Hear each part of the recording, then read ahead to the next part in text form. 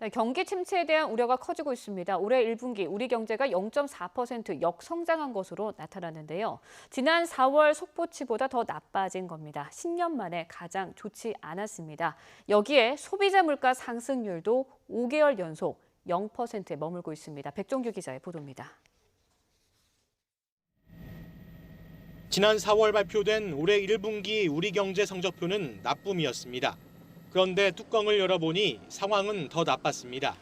실질 국내 총생산, GDP 잠정치를 계산해보니 전 분기보다 0.4% 역성장한 것으로 나타난 겁니다. 4월에 발표한 속구치보다 0.1%포인트 악화한 것으로 지난 2008년 4분기 이후 41분기 만에 가장 낮았습니다. 투자와 소비는 물론이고 수출마저도 부진한 탓이었습니다.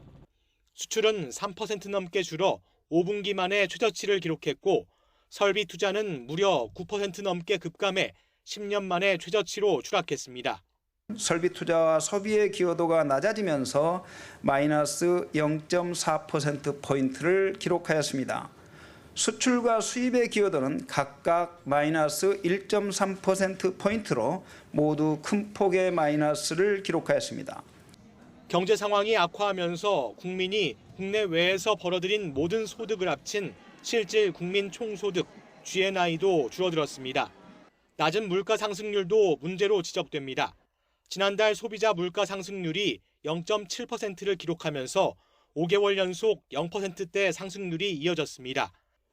기름값이 올라 물가 하락을 말하는 디플레이션 우려는 크지 않지만 역성장의 저물가까지 이어지면서 전형적인 불황에 빠지는 것 아니냐는 우려가 나옵니다.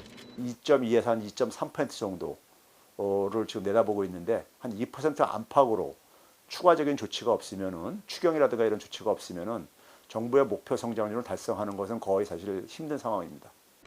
정부는 우리 경제가 하반기에 회복할 것으로 보고 있지만 불안 심리가 커지는 만큼 경제 정책 전반에 대한 진단과 대책 마련이 시급해 보입니다.